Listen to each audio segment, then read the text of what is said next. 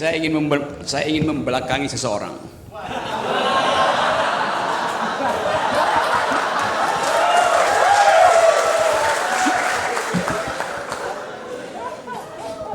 Tapi saya ingin di samping seseorang juga.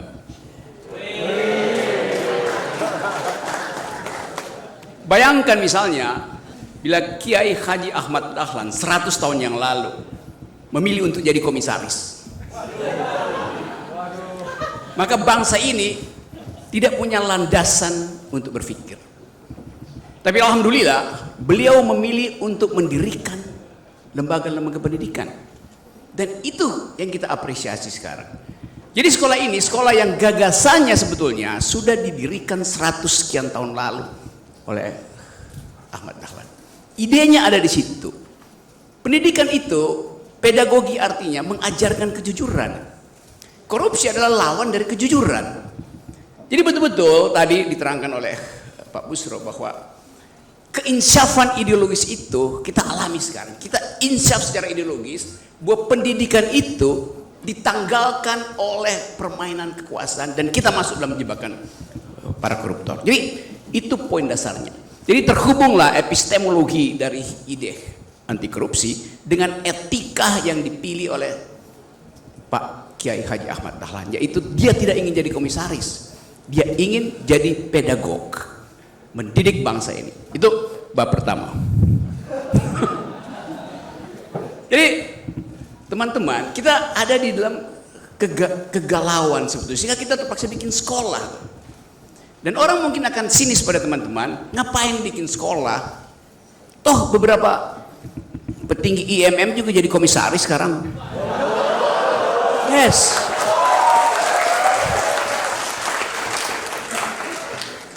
Jadi ini semacam refleksi juga untuk menghalangi jangan sampai ada generasi yang diturunkan. Kenapa Pak? Ya kan kita kan di dalam upaya kita membongkar para koruptor, yang pertama kita bongkar kawan-kawan kita. Justru itu saya ada di sini itu. Jadi ini adalah upacara untuk namanya apa? Bukan, ini bukan pembukaan sekolah anti korupsi. Penutupan sekolah para koruptor. Kalau anti korupsi seolah-olah di depan kita ada potensi korupsi, enggak, itu udah jadi manifest korupsinya. Jadi kita mau tutup sekolah para koruptor itu. Yang rektornya ada di belakang saya.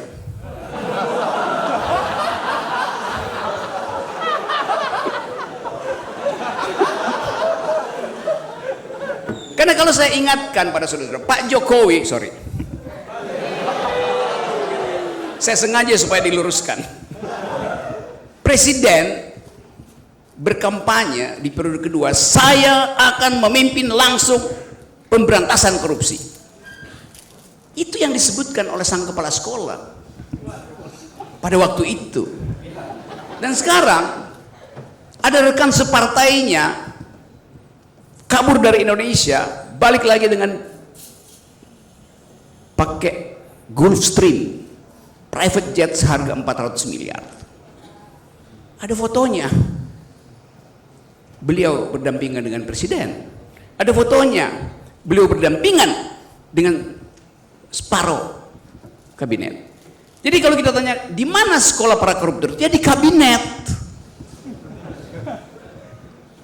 di markas partai, di parlemen. Itu yang mau kita tutup sebetulnya tuh. Karena mereka yang merusak bangsa ini, yang membuat kita tidak bisa membayangkan masa depan. Yang membuat milenial itu ya udah nggak usah ikut pemilu, nggak usah berpolitik. Sekarang milenial membenci politik karena dianggap politisi itu identik dengan koruptor. Kalau ditanya apa definisi politisi, ya pencuri. Dan betul-betul tiba pada definisi yang membuat kita jengkel. Dan bahkan anggota DPR sendiri mengatakan bahwa kami politisi, kami ada binatang politik gitu. Tapi binatang kan makan secukupnya. Jadi ada prinsip di dalam filosofi, manusia tidak mungkin jadi binatang Manusia hanya bisa jadi di atas binatang atau di bawah binatang itu. Atau dia melampaui kebinatangan, atau dia bahkan di bawah binatang.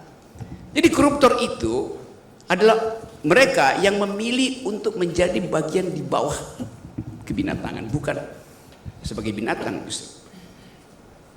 Nah, saya sedang bahwa akhirnya ada forum untuk wake up call bahwa sejumlah anak muda tetap memikirkan arah keadilan bangsa ini. Jadi kita bertemu di sini karena ada value yang sama, yaitu menginginkan agar supaya nasib bangsa ini tidak ditentukan di Merdeka Utara, mungkin harusnya ditentukan di Merdeka Selatan, tempat gubernur DKI. Saya masih kata mungkin, karena kita mau lihat kontras itu tuh antara mereka yang berupaya untuk membangun image bahwa nggak mungkin negara ini berlanjut kalau tidak 3 periode, dan itu betul konstatasi dari Pak Busro tadi. Operasi 3 periode masih berjalan dan itu adalah operasi para koruptor. Presiden Jokowi sampai sekarang tidak mengucapkan semacam public address untuk memberi kita semangat pergi pada Mahkamah Konstitusi agar supaya dinihilkan threshold itu. Itu juga adalah kebiadaban politik. 20% itu 20% itu adalah kandang oligarki beternak politisi itu. Atau tadi pakai istilah Pak Busro, perbudakan politik. Diperbudak di situ supaya tertutup matanya bahwa di luar sana ada sang surya yang sebetulnya jadi panduan moral kita. Kita hilang mempercakapan itu. Bayangkan misalnya kalau satu waktu ada upaya untuk memberantas korupsi dengan proposal dari IMM, daripada Imawan dan Imawati, ada proposal bagus. Proposal itu beredar ke semua partai politik, menginginkan agar supaya ada undang-undang untuk mewajibkan setiap kader partai politik ikut sekolah anti korupsi dulu.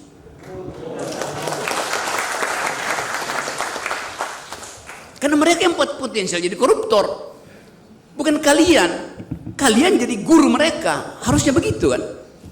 Proposal itu masuk karena desakan publik, semua orang bicara, dan FNN yang paling kencang di depan tuh headline, kalau Anda ingin jadi legislator, Anda ingin jadi pejabat, harus lulus dulu sekolah anti korupsi IMM. Karena memang FNN kerjaannya begitu, forum nantang-nantang. Nah, forum nantang-nantang ini dengan proposal edukatif dari IMM nyampe ke meja presiden. Presiden mulai resah karena dia berpikir 2 anaknya mesti ikut sekolah dong.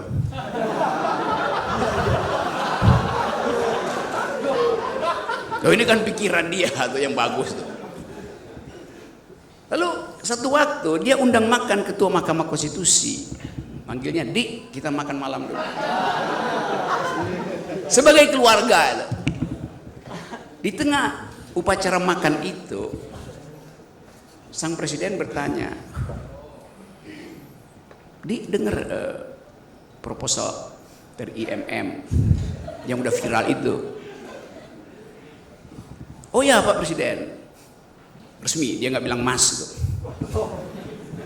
Padahal sebetulnya setelah makan malam dia panggil mas.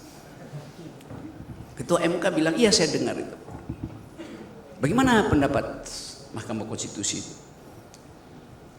"Oh itu bagus, karena itu akan jadi sinyal pertama bahwa bangsa ini sedang menumbuhkan pemerintahan yang bersih." Lalu Pak Jokowi bilang, "Maksudnya apa? Menimbulkan pemerintahan yang bersih? Mau nyindir ya?" Tiba-tiba Pak Jokowi jatuhkan sendoknya, ting, berhenti percakapan itu. Hanya dengan sinyal sendok dijatuhkan, itu artinya hentikan proposal IMM. Karena kekuasaan bisa melumpuhkan semua ide. Jadi kita bayangkan bagaimana susahnya menerbitkan pikiran baru tentang pemerintahan yang bersih. Junto pemerintahan yang baru. Melalui tema ini, seluruh bangsa ini sebetulnya diganggu kesadaran etisnya. Tapi pertanyaan kita, gangguan itu masuk nggak sampai ke otak terakhir dari kekuasaan? Kalau di ujung pembicaraan kita, 20 menit setelah selesai kita bersidang di sini, ada seseorang datang lagi dengan rompiku oranye di gedung KPK, lalu kasih konferensi pers. Lalu pers kerubutin dia di koridor depan KPK tuh. Apakah dia akan dipermalukan di situ? Tidak, karena koridor KPK sekarang jadi the corridor of fame, bukan lagi corridor of shame. Koridor yang akan dipakai oleh mereka untuk memperlihatkan bahwa gak ada soal jadi koruptor, diuluk-ulukan. Bahkan Najwa Shihab datang ke mana tuh? Sukamiskin mewawancarai siapa? Setia Novanto. Hal yang mesti kita tegur pada Ibu Najwa Shihab, dia itu bajingan, ngapain dipromosikan lewat YouTube? Kan, jadi kesadaran etis itu, ya saya akan tegur. Najwa teman baik saya, tapi ethically it is wrong gitu. Kan akhirnya orang merasa jadi koruptor artinya jadi selebritis. Nggak ada lagi pembenahan moral tadi, hukuman sosial. Itu yang ingin kita pastikan di dalam upaya untuk membangun bangsa ini. Jadi teman-teman, saya senang bahwa kita ada di dalam kesempatan untuk menghidupkan kembali harapan. Sekarang kita seolah-olah bebankan korupsi ini pada oligarki. Tiap kali ada korupsi kita bilang itu karena kerjaan oligarki. Lo korupsi dua pihak tadi yang bahkan disebut dalam ayat suci itu. Yang memberi dan yang menerima. Oligarki memberi pada rakyat, mengambil dari rakyat, enggak. Apakah oligarki menyogok saudara-saudara? Tidak. Oligarki menyogok kebijakan di istana. Kita dapat impactnya. Kalau kita belajar tentang apa yang disebut the power of economics, kekuatan ekonomi apa sebetulnya? Pertama, ekonomi itu mampu untuk menghukum seseorang atau satu lembaga. Sama seperti sekarang ada perang di Ukraina, Amerika Serikat memakai kekuatan ekonominya untuk mempanis Rusia melalui embargo. Itu fungsi pertama dari kemampuan ekonomi saya bisa saya pakai untuk mengendalikan orang lain dengan embargo. Tapi kadangkala bagian itu tidak efektif karena Rusia tetap eksis saja. Di embargo pun dia masih hidup. Hal yang sama juga pernah Amerika lakukan ke Cina itu tentang pembatasan impor. Lakukan oleh Presiden Biden di awal kepemimpinannya itu. Nggak berhasil juga. Jadi power itu bisa tidak berhasil karena sifat dunia yang kalau di embargo Rusia tidak semua negara mau ikut Amerika karena soal kebutuhan dasar itu dia bisa diam-diam beli gandum lagi dari Rusia lewat black market, gampang aja. Cina juga begitu. Kalau barangnya nggak bisa masuk ke Cina, dia cari cara melalui operator-operator lokal sehingga barangnya beredar juga. Tapi ada fungsi kedua dari kekuatan ekonomi, yaitu mempengaruhi kebijakan. Sphere of influence dari kekuatan ekonomi mempengaruhi kebijakan sehingga bahkan mengendalikan pembuat kebijakan, bukan sekedar mempengaruhi kebijakan melalui supply demand function, tapi ini mempengaruhi si pembuat kebijakan. Itu yang kita sebut sebagai di-ijon pemimpin itu oleh oligarki. Jadi problemnya bukan sekedar pada si oligarki, tapi si pemimpin yang mau di-ijon. Pak Jokowi itu hasil ijonan dari oligarki. Jadi kenapa dia mau diijon? Itu pertanyaannya kan. Artinya dia tidak mampu untuk menimbulkan harapan pada rakyat bahwa dia adalah pemimpin. Karena itu kita definisikan pemimpin yang mau diijon, dia bukan leader, dia adalah dealer. Ya. Jadi kejelasan konseptual itu yang mau kita pelajari dari awal. Sebagai kurikulum pertama, bedakan antara leader dan dealer. Dealer pasti menanggalkan prinsip-prinsip integritas. Leader nggak mungkin. Ahmad Dahlan adalah leader. Komisaris-komisaris BUMN dan IMM adalah dealer. Ya. Saya nggak bakal kena delik karena saya ucapkan di forum akademis. Jadi teman-teman semua, kita hidup di dalam kawasan para dealer yang tadi disebut Pak Busro. Kita hidup di dalam perbudakan para dealer. Bung Karno memimpin sebagai leader, tapi PDIP isinya dealer semua. Bayangkan ya Pak. Ya Harun Masiku adalah dealer. Yang sekarang saudara Mardhani Maming adalah juga dealer. Jadi itu intinya, di mana persembunyian para dealer itu, di situ kita lakukan pendidikan politik. Kalau masih bisa berubah. Tapi seringkali orang merasa bahwa oke, biarkan Pak Jokowi mimpin, atau biarkan KPK mimpin, atau apa aja kejaksaan mimpin. Di dalam tingkat tertentu, korupsi itu tidak bisa lagi dibenahi dari dalam. Seorang perempuan aktivis Amerika berkulit hitam, ketika ditanya bisa enggak kekuasaan itu diubah dari dalam, dia bilang begini, namanya Audre Lorde, the master's tool will never dismantle the master's house. Peralatan raja tidak mungkin dipakai untuk membongkar istana raja. Oleh karena itu mesti ada peralatan dari luar yang kita sebut sebagai civil society movement, CSO movement. Yang kita sebut sebagai gerakan mahasiswa, gerakan buruh, sekolah anti korupsi. Ini semua peralatan di luar, bukan peralatan raja.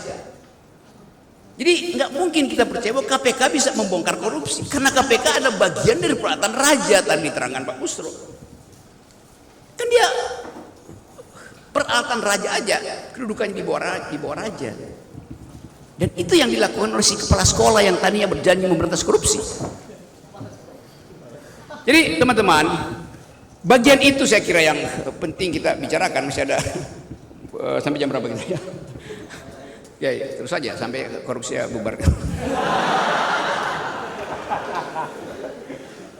Jadi kita bukan sekedar ingin melindungi generasi kita dari potensi penularan korupsi. Lebih dari itu kita ingin menghalangi perluasan wilayah koruptor ini. Jadi sekolah ini ada sekolah untuk menghalangi meluasnya ide tentang korupsi. Apalagi masuk di dalam tahun pemilu, yang pasti korupsi akan meningkat, bukan karena rakyatnya mudah disogok, tapi karena pemerintah mengkondisikan rakyat itu jadi miskin sehingga nggak mungkin berpikir tentang apa yang kita ucapkan hari ini. Pemerintah punya surplus 300-400 triliun dari jualan batu bara, jualan mineral, jualan sawit segala macam. Yang harusnya, kalau Sri Mulyani sekarang bilang bahwa kemungkinan negeri ini masuk dalam jebakan ekonomi sangat besar, gampang ngatasinya. Sri Lanka nggak punya cadangan APBN, memang bangkrut, tapi saya bilang kita punya cadangan 400-500 triliun yang harusnya sampai ke rakyat hari ini supaya ada daya beli, supaya ada perencanaan keluarga baru. Yang sekarang keluarga itu pusing bagaimana meneruskan sekolah anaknya tuh kalau keadaan semacam ini. Tapi pertanyaannya, kenapa pemerintah tidak gelontorkan itu sekarang? Karena dia tunggu tahun pemilu. Mulai tahun depan akan digelontorkan pasti, dalam upaya membeli suara rakyat. Itu korupsi kebijakan yang didesain oleh si Dungu. Ya, apalagi keterangannya. APBN itu hak kita. Kenapa gak dikasih ke kita? Oh nanti itu sebagian dipakai dulu buat IKN. Sesuatu yang kita ragu itu kayak apa tuh IKN itu? digambarkan IKN itu adalah semacam kota surgawi, kota masa depan itu. Kan ada air mengalir mengelilingi kota itu, di mana-mana ada wifi, bahkan burung pun bisa pakai wifi. Ada kicau burung di situ. Kalau kita yang mana? Kan Pak Jokowi bilang bagus akan. Ya di mana Anda lihat bagusnya? Di laptopnya Pak Jokowi. Jadi IKN itu ada di laptop yang memang dibikin bagus. Nah, fantasi kita dibujuk untuk membackup proyek fantastis itu, yang pasti akan menyengsarakan rakyat.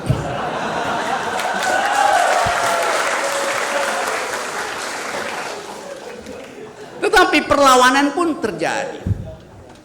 Kemarin minggu lalu saya kasih kuliah semacam ini di Universitas Mula Warman di Samarinda. Bayangkan, itu universitas negeri. Tapi akhirnya karena desakan mahasiswa, rektornya izinkan saya diundang ke situ. Yang biasanya nggak ada itu tuh. Kalau universitas negeri udah Rocky Gerung dicoret, FNN dicoret, Busra Mukodas dicoret. Tetapi saya mendeteksi bahwa ada perubahan cara berpikir itu. Mungkin Pak Rektor Mula Warman tahu bahwa saya pasti akan kasih kritik. Tapi sebagai akademisi dia tahu bahwa kritik saya itu tidak ada pretensi kekuasaan karena saya ucapkan di forum akademik. Akhirnya saya ngomong di situ.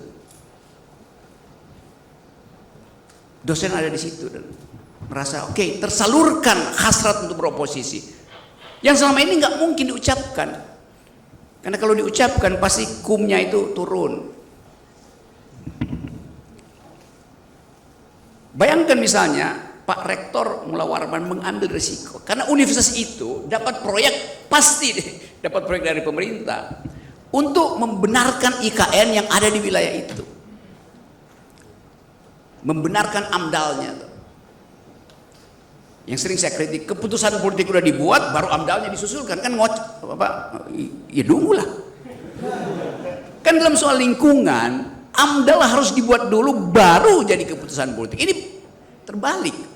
Udah diputuskan baru Pak Jokowi minta oke, tolong bikin AMDAL. AMDAL buat apa? Ya pasti buat mendukung, bukan untuk membuat kritik. Padahal kita belajar ilmu lingkungan di mana seluruh dunia AMDAL itu harus di depan, karena AMDAL adalah upaya untuk menghalangi semua proyek yang bersifat merusak lingkungan. Kalau dia lolos, nah itu artinya AMDALnya betul-betul bagus. Jadi dari segi proses pembuatan kebijakan udah koruptif. AMDAL dibuat belakangan itu udah koruptif. Tapi sugesti saya adalah bahwa banyak sebetulnya pejabat akademis yang menginginkan perubahan tapi masih tertahan oleh feodalisme, oleh ketakutan. Muhammadiyah nggak peduli soal-soal semacam itu. Jadi sekali lagi ini sekolah yang bagus karena didasari oleh satu pikiran. Dan saya kira betul bahwa Muhammadiyah ada 180 universitas. Kalau 180 universitas itu mogok berpikir, IQ nasional kita jemplok. Jadi nasib bangsa ini memang ditentukan oleh teman-teman sekalian, minus para komisaris. Maka kesempatan ini kita pakai untuk menghidupkan kembali harapan bahwa sang surya tidak bisa dicegah untuk memberi cahaya kejujuran. Terima kasih. Yuk.